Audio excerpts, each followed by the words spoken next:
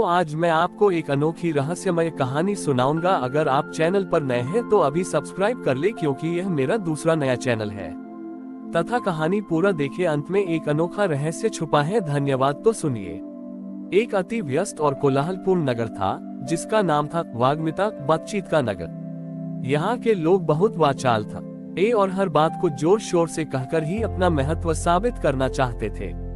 वे मानते थे कि धनतेरस पर जितना अधिक शुभ वचन बोलकर दोहराए जाए, उतनी ही लक्ष्मी की कृपा होती है। इसी नगर के एक शांत कोने में एक गरीब परिवार रहता था।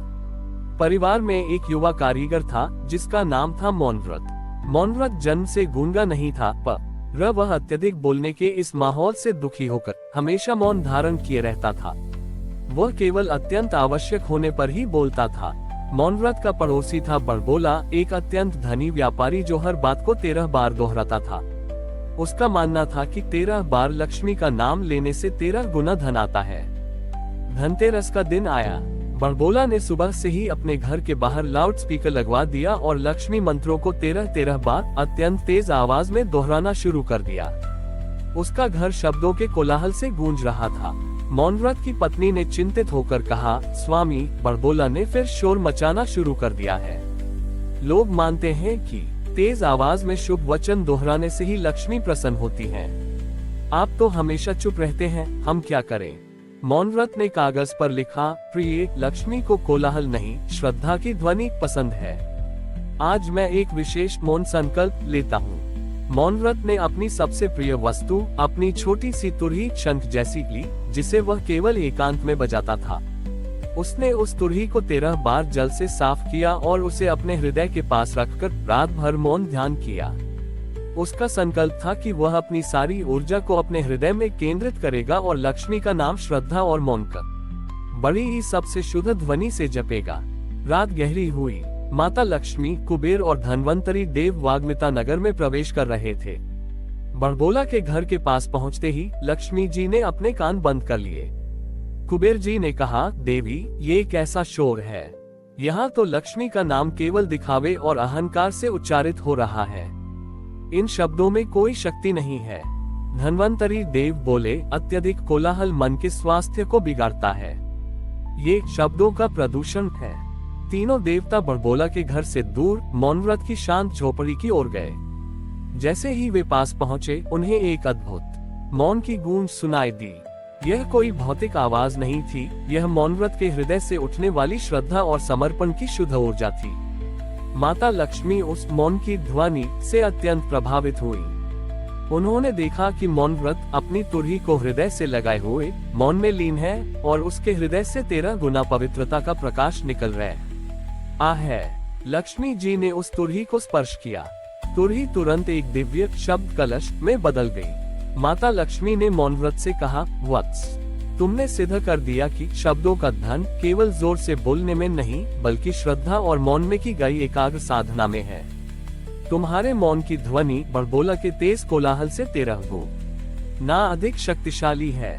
मौनव्रत ने कागज पर लिखा, हे माँ, मुझे भौतिक धन नहीं, बस इतना दीजिए कि मेरे मुख से निकलने वाला हर शब्द सत्य, प्रेम और सेवा से भरा हो। माता लक्ष्मी ने मुस्कुराते हुए वरदान दिया, आज से तुम्हारा शब्द कलश ये सिद्ध करेगा कि जो व्यक्ति शब्दों के धन को व्यर्थ नहीं करता, बल्कि श्रद्धा और मौन से उसकी शक्ति बढ़ाता है, उसका जीवन 13 गुना शुभ और सार्थक होता है।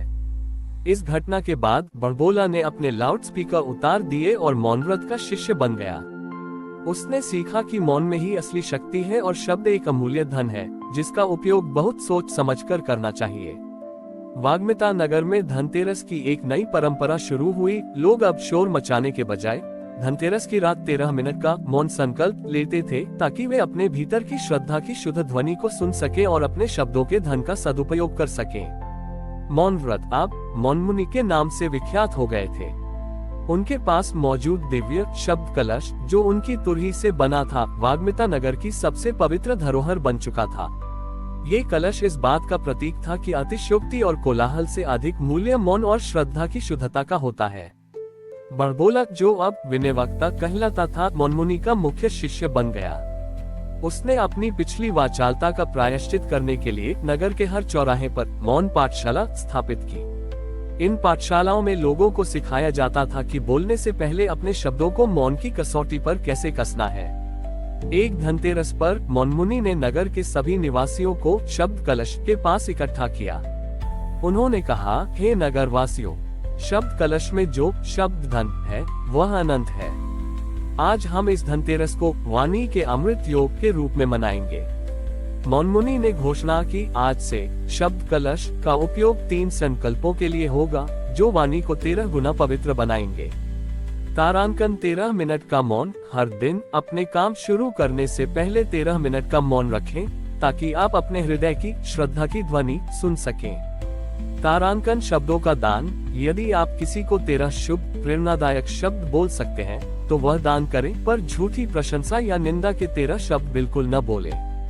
तारांकन कर्म की वाणी। जो शब्द कहें वही कर्म करें। अपने जीवन में 13 गुना सत्य को स्थान दें। जब मौनमुनि ने ये घोषणा की तो अचानक उनके शब्द कलश से एक दिव्य ध्वनि निकली। ये तुरही की आवाज नहीं थी, बल्कि एक आंतरिक ओंकार की गूंज थी।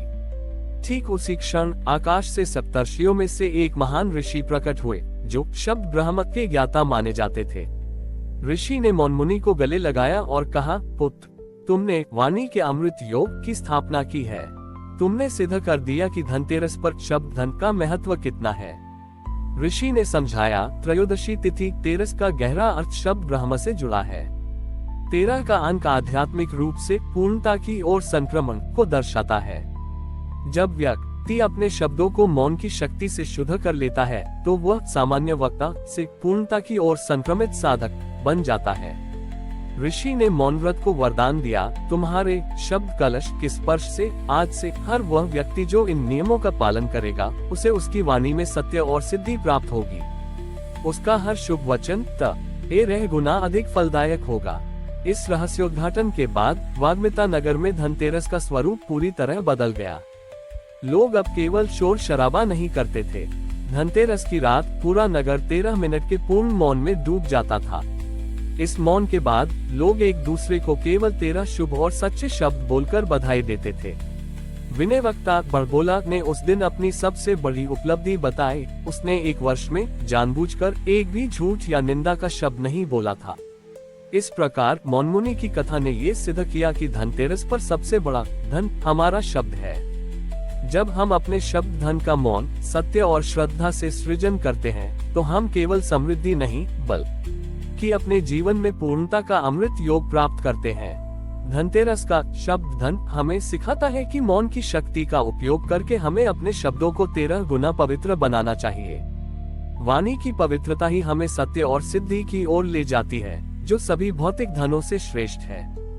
हमारी और भी आध्यात्मिक एवं अनोखी कहानियां देखने के लिए हमारे चैनल पर जाएं तथा धार्मिक एवं पौराणिक अनोखी कहानियां हमारे चैनल पर है। कृपया जाके देखें तथा हमारे चैनल को सब्सक्राइब करके रखें और वीडियो लाइक जरूर करें। धन्यवाद।